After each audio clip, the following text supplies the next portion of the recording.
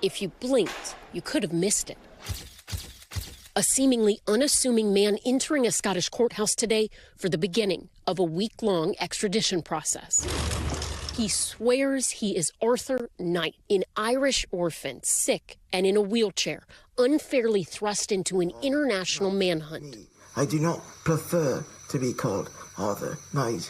I am Arthur Knight. But U.S. and Scottish authorities say that is an elaborate lie, and he is actually Nicholas Rossi, an international fugitive wanted on a rape charge in Utah under that name, but also known as Nicholas Alverdian in Rhode Island. Deepest condolences on the passing of Nicholas Alverdian. A man who thought he could fake his own death, flee the country, and create a new life to avoid prosecution, investigators say. Was he Arthur Knight, British businessman? Or Nicholas Rossi, American fugitive? His story recently brought to light by NBC's Dateline.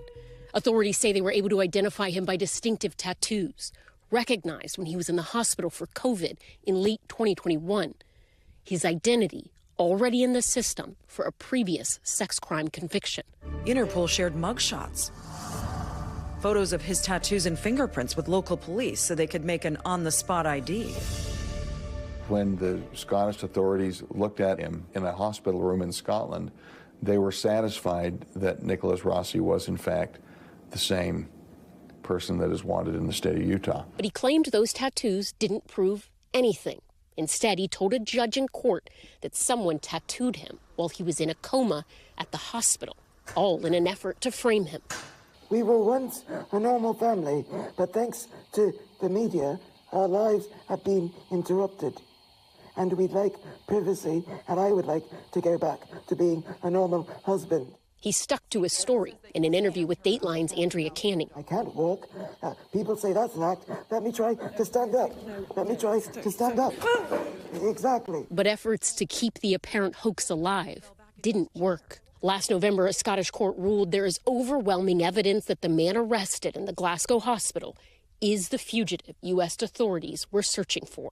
By the evidence of fingerprint, photographic and tattoo evidence that Mr. Knight is indeed Nicholas Rossi.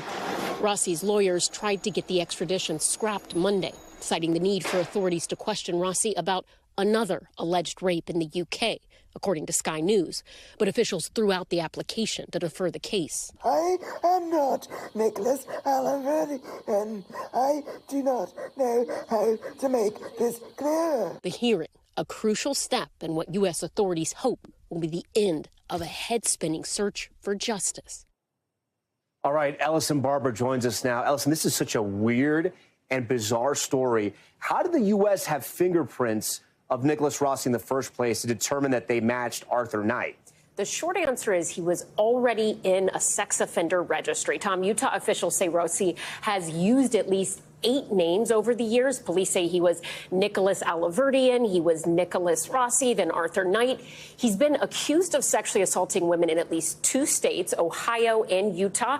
In 2008, he was convicted of sexual imposition in Ohio. That means having sexual contact with someone against their will or when they're impaired. Because of that conviction from 2008, he was registered as a sex offender, and his fingerprints were in a database that was accessible to investigators. Tom?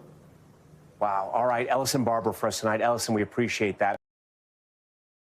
Thanks for watching our YouTube channel. Follow today's top stories and breaking news by downloading the NBC News app.